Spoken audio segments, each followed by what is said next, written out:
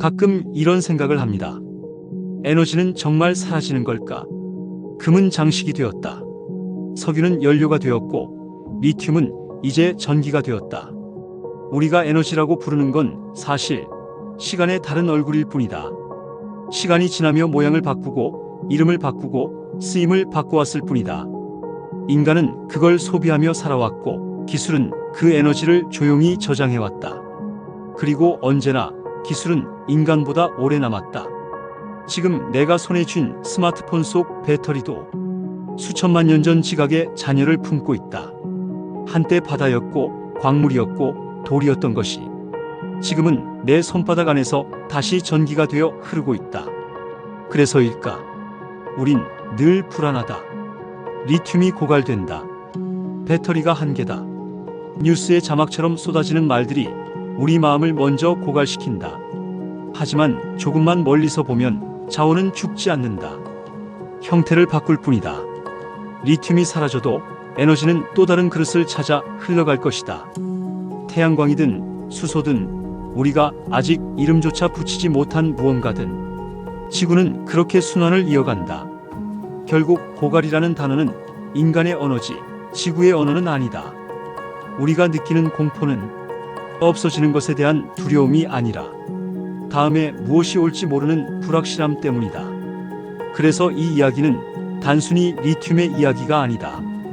우리가 불안을 소비하는 방식에 대한 이야기다. 사람은 늘 두려워하며 혁신을 만들어 왔고 기술은 그 두려움을 데이터로 바꿔 살아남았다. 이 영상은 그 불안의 근원을 따라가 보려는 시도다. 리튬이 정말 사라지는지 아니면 우리가 불안이라는 이름의 그림자를 보고 있는 건지. 어쩌면 에너지는 사라지는 게 아니라 우리가 아직 그것을 다 이해하지 못하고 있는 것인지도 모른다. 이건 지구의 이야기이자 우리의 이야기다. 리튬은 생각보다 흔하다. 우린 그걸 희귀 금속이라고 부르지만 지구 입장에서 보면 리튬은 그렇게 특별한 존재가 아니다. 지각을 조금만 파내려가면 소금과 광물 사이사이에 조용히 섞여 있다. 호주, 칠레, 중국, 아르헨티나 이 네 나라의 리튬만 모아도 2,600만 톤 이상. 현재 기술로 계산하면 100년은 거뜬히 버틸 수 있는 양이다. 그런데 이상하게도 사람들은 말한다. 리튬이 곧 바닥난다. 뉴스 속 그래프는 급등락을 그리고 기업 보고서는 위기라는 단어를 제목처럼 반복한다. 하지만 그건 자원의 부족이 아니라 심리의 불안이다. 우린 줄어든다는 말에 지나치게 민감하다. 그 말 한마디에 투자금이 움직이고 정책이 바뀌고 불안이 퍼진다. 리튬은 사라지지 않는다. 오히려 인간이 만든 자원 중 가장 되살아나는 속도를 가진 자원이다. 버려진 배터리에서 다시 추출해 쓰는 기술, 즉 재활용 기술은 이미 현실에 들어와 있다. 현재 재활용률은 약 60%, 2028년이면 90%에 도달할 거라 전망한다. 그때가 되면 리튬은 채굴의 시대에서 회수의 시대로 넘어갈 것이다. 리튬을 금처럼 생각하지만 그 본질은 금과 다르다. 금은 희귀해서 값이 오르고 리튬은 순환되어서 값이 유지된다. 금은 장식품으로 잠들지만 리튬은 쓰일수록 되살아난다. 이게 리튬의 아이러니다. 그럼에도 사람들은 리튬의 끝을 말한다. 그건 과학의 언어가 아니라 인간의 심리 언어다. 고갈이라는 단어는 데이터보다 두려움의 감정을 자극한다. 마치 물이 넘쳐나는 강을 보면서도 언젠가 말을 거야라고 말하는 것처럼 기술은 느리게 진보하고 불안은 빠르게 확산된다. 그래서 늘 역설이 생긴다. 우리가 리튬을 걱정할 때 어딘가에선 이미 리튬을 다시 회수하는 기술이 개발되고 있다. 우리가 위기를 말할 때 어딘가에선 새로운 공장이 조용히 돌아가고 있다. 결국 리튬은 자원의 위기가 아니라 인식의 오해다. 리튬은 우리보다 오래 살 것이다. 지구는 한 번도 자원을 잃은 적이 없다. 다만 인간이 그 순환의 속도를 아직 따라잡지 못했을 뿐이다. 리튬의 가격은 금보다 예민하다. 조금만 공급이 흔들려도 그래프는 급등하고 정책이 바뀌면 곤두박질 친다. 2020년 리튬 1톤의 가격은 $6,000였다. 하지만 불과 2년 뒤 2022년에는 8만 달러까지 치솟았다. 그리고 그 다음 해 다시 반토막. 누군가의 기대와 누군가의 불안이 한 장의 그래프 위에서 줄다리기 하는 장면이다. 리튬의 본질은 금속이 아니다. 시장의 심리 그 자체다. 리튬은 숫자로 거래되지만 실제로는 기대감으로 움직인다. 사람들은 그것을 가치라고 부르고 시장은 그것을 가격으로 번역한다. 가격은 자원의 언어다. 그 언어를 읽지 못하면 세상은 늘 위기로만 보인다. 예를 들어 금값이 오르면 사람들은 안심한다. 안전자산이 다시 주목받네. 하지만 리튬 값이 오르면 똑같은 현상인데도 우리는 불안해한다. 배터리 가격이 또 오르겠군. 논리는 같지만 감정의 방향은 정반대다. 결국 차이는 확신의 역사가 있느냐 없느냐다. 금은 수천 년 동안 사람의 신뢰를 얻었지만 리튬은 이제 막 30년 남짓한 신용을 쌓아가는 중이다. 그래서 리튬의 위기는 기술의 위기가 아니라 심리의 통화 정책이다. 시장은 리튬을 단순한 금속으로 보지 않는다. 미래에 대한 신뢰의 단가로 본다. 그래서 배터리 기술이 진보해도 사람들의 불안이 줄어들지 않으면 가격은 여전히 춤을 춘다. 그래프의 굴곡은 곧 사람 마음의 굴곡이다. 투자자들은 그 곡선을 조정이라 부르고 소비자들은 위기라 부른다. 하지만 실제로는 둘 다 같은 파동 위에 있다. 리튬 값이 오르면 언론은 전기차의 종말을 외치고 리튬 값이 떨어지면 친환경 전환의 부활을 말한다. 그러나 지구는 묵묵히 그 속도를 유지한다. 리튬은 오르락내리락 하지만 배터리는 매일 생산된다. 이건 공황의 시대가 아니라 조정의 세기다. 리튬의 가격은 인간의 심리 그래프다. 그 선이 흔들릴수록 우리의 믿음이 얼마나 불안한지를 보여준다. 결국 우리는 숫자를 보는 게 아니라 숫자 속에 비친 자신의 불안을 보고 있는 것이다. 리튬은 인간의 불안을 반사하는 거울이다. 그래서 이 자원의 가치는 물리량이 아니라 심리량으로 측정된다. 지금의 리튬 값은 어쩌면 우리 자신에 대한 신뢰 지표일지도 모른다. 불안하면 오르고 안심하면 내린다. 그러니 이건 단순한 시장 변동이 아니라 인간의 감정이 경제로 기록되는 방식이다. 가솔린은 사라질 수 없다. 그건 연료이기 이전에 인류의 재료이기 때문이다. 우리가 입는 옷의 절반은 석유로 만들어진 합성 섬유고 병원에서 쓰는 주사기와 수술용 장갑도 석유에서 비롯된 플라스틱이다. 화장품, 페인트, 윤활유, 항공유, 군수산업. 석유는 여전히 우리 산업의 뼈대이자 문명에 보이지 않는 혈관처럼 흐르고 있다. 길거리를 걷다 보면 새 차의 냄새 속에도 새로 뜯은 전자제품의 포장 속에도 어딘가 미세하게 석유의 흔적이 배어 있다. 그 냄새가 사라지면 깨끗해진 세상일까? 아니면 너무 깨끗해서 숨막히는 세상일까? 전기차가 늘어나고 충전소가 늘어나도 하늘 위 비행기는 여전히 제트를 쓴다. 대륙을 오가는 화물선, 군수장비, 항공산업, 그리고 수많은 제조라인. 이 모든 건 아직 가솔린의 그림자 속에서 돌아가고 있다. 지구가 석유를 버린 게 아니다. 단지 불태우는 방식에서 형태를 남기는 방식으로 변하고 있을 뿐이다. 석유는 더 이상 연료가 아니다. 이제는 형태의 언어다. 불타던 시대에서 이제는 만드는 시대로 역할이 바뀌었다. 그 변화가 바로 문명의 균형이다. 우리는 더 이상 석유를 불로 쓰지 않지만 여전히 석유 위에서 살아간다. 그렇기에 가솔린 0% 시대는 불가능하다. 그건 기술의 한계가 아니라 문명의 본성의 문제다. 불을 완전히 끄면 어둠이 오듯 가솔린을 완전히 지우면 균형이 무너진다. 지구는 극단을 싫어한다. 그래서 석유도 전기도 서로 다른 모습으로 같은 시대를 공유한다. 결국 우리가 맞이할 미래는 석유의 종말이 아니라 석유의 재정이다. 불타던 에너지가 남는 재료로 바뀌었을 뿐 그 존재는 여전히 우리 곁에 있다.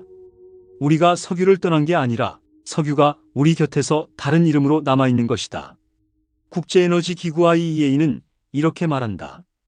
2040년에도 내연 기관 차량은 전체의 약 15에서 20%를 차지할 것이다. 처음 이 수치를 보면 사람들은 두 가지 반응을 보인다. 하나는 그래도 이제 곧 끝나겠네라는 낙관, 다른 하나는 아직도 그만큼이나 남는다고 하는 냉소다. 하지만 이건 단순한 예측이 아니다. 문명의 구조를 반영한 문장이다. 전기차로의 전환은 기술의 속도가 아니라 인프라의 속도에 달려 있다. 도로가 깔리고 전력망이 안정되고 충전소가 돌아가야 비로소 한 대의 전기차가 현실이 된다. 하지만 지구의 모든 나라가 같은 속도로 달릴 순 없다. 개발 인프라가 약한 나라들, 전력망이 하루에도 몇 번씩 끊기는 지역, 여전히 저유가로 버티는 경제권, 이런 곳에서 전기차 100%는 아직 먼 이야기다. 리튬이 충분해도, 기술이 완벽해도 현실은 균형을 택한다. 이건 단순히 늦다의 문제가 아니다. 어떤 나라는 충전을 고민하지만 어떤 나라는 여전히 주유로 하루를 살아간다. 이 불균형이야말로 인류 문명의 단면이고 IEA의 15%는 그 균형의 숫자다. 우리는 종종 변화라는 단어를 대체로 오해한다. 마치 새로운 것이 오면 기존의 것은 완전히 사라지는 것처럼 믿는다. 하지만 현실은 언제나 그렇지 않았다. 인터넷이 생겨도 책은 사라지지 않았고 디지털이 세상을 뒤덮어도 사람은 여전히 손으로 편지를 쓴다. 기술의 전환은 늘 덧셈의 과정이지 뺄셈이 아니다. 그래서 2040년에도 내연기관은 남아있을 것이다. 불편하고 비효율적이고 때로는 낡아 보이더라도 그 존재는 문명의 완충지대 역할을 한다. 새로운 에너지가 불안정할 때 낡은 에너지가 세상을 붙잡아주는 것. 그게 진화의 리듬이다. 이건 나쁜 소식이 아니다. 오히려 건강한 소식이다. 모든 문명은 극단을 견디지 못한다. 균형을 통해 진화하고 불완전함 속에서 완전함을 찾아간다. 그래서 2040년의 15%는 유지의 상징이 아니라 적응의 증거다. 전기차 100%의 세상은 가능하겠지만 그게 행복한 세상일지는 아직 아무도 모른다. 우린 여전히 전환 중에 있다. 이 숫자는 우리가 아직 도착하지 않았다는 증거이자 앞으로 나아갈 방향의 좌표다. 국제에너지기구 IEA는 이렇게 말한다. 2040년에도 내연기관 차량은 전체의 약 15에서 20%를 차지할 것이다. 이건 단순한 예측이 아니라 구조적 현실의 반영이다. 개발 인프라가 약한 국가, 전력망이 불안정한 지역, 그리고 여전히 저유가에 의존하는 경제권. 이들 지역에서 전기차 전환은 물리적으로 어렵다. 다시 말해, 전기차 100%의 세상은 기술적으로는 가능하지만 현실적으로는 불가능하다. 우리는 2040년이 되어도 여전히 전환 중일 것이다. 그게 나쁜 소식은 아니다. 모든 문명은 균형의 시기를 거치며 진화한다. 이제 싸움은 자원의 문제가 아니다. 리튬, 코발트, 니켈 그 이름들이 세상을 지배하던 시대는 이제 막막을 내리고 있다. 앞으로의 경쟁은 전력망 요금 효율 데이터의 싸움이다. 배터리는 이미 충분히 효율적이다. 문제는 더 오래 가느냐가 아니라 그 에너지를 어떻게 흘려보내느냐에 있다. 미래의 핵심은 저장이 아니라 순환이다. 우리가 그동안 쌓아온 건 용량이었지만 이제 세상은 흐름을 이야기하기 시작했다. 충전소의 숫자가 아니라 전기가 흘러가는 길의 품질. 누가 더 빠르게, 누가 더 안정적으로, 누가 더 적은 손실로 전기를 이동시키느냐가 새로운 문명의 기준이 된다. 이제 배터리의 시대는 곧 끝난다. 그리고 전력의 시대가 시작된다. 도시는 전기차로 채워지고 집은 충전기가 되어가고 사람들은 무의식적으로 전력을 소비하며 하루를 살아간다. 우리의 삶이 플러그에 의존하게 된 지금 에너지는 단순한 기술이 아니라 생활의 언어가 되었다. 배터리는 저장이었다. 하지만 전력은 흐름이다. 저장은 기다림이고 흐름은 생명이다. 우린 지금 보관의 시대에서 순환의 시대로 옮겨가고 있다. 그 변화는 조용하지만 모든 걸 바꾼다. 이제 중요한 건 누가 더 큰 배터리를 갖고 있느냐가 아니다. 누가 더 효율적인 전력망을 설계하느냐이다.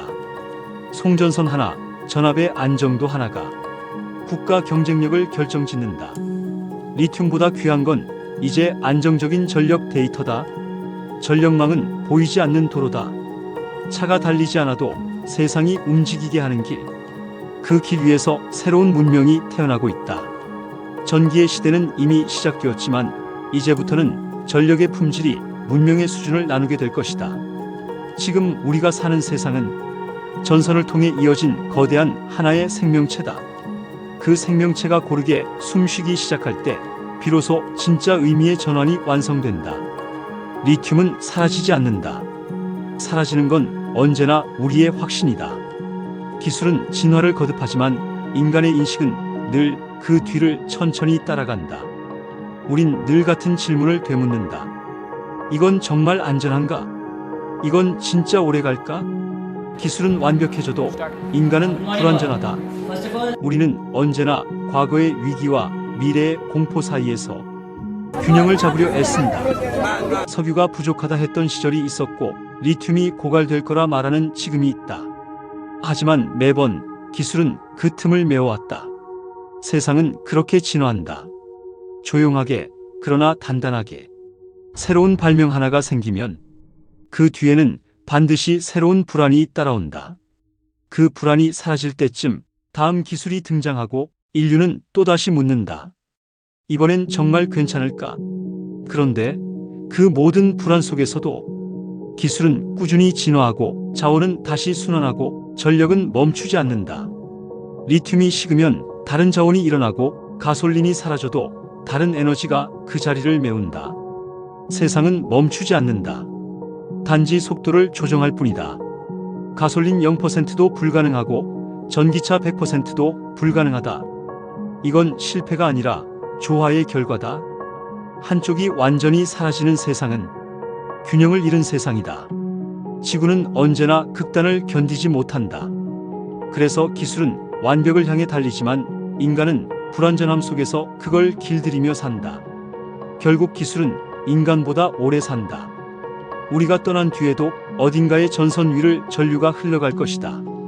그건 인간이 남긴 유산이자 문명이 만들어낸 두 번째 생명이다.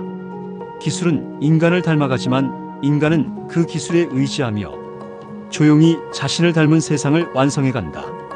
판단은 이제 당신에게 맡긴다. 이 불완전한 조화 속에서 당신은 어떤 속도로 미래를 보고 있는가? 빠르게 달려가고 있는가? 아니면 잠시 멈춰 바라보고 있는가? 전력은 오늘도 흐르고 있다. 그리고 그 흐름 속 어딘가에 당신의 시간도 함께 흘러가고 있다.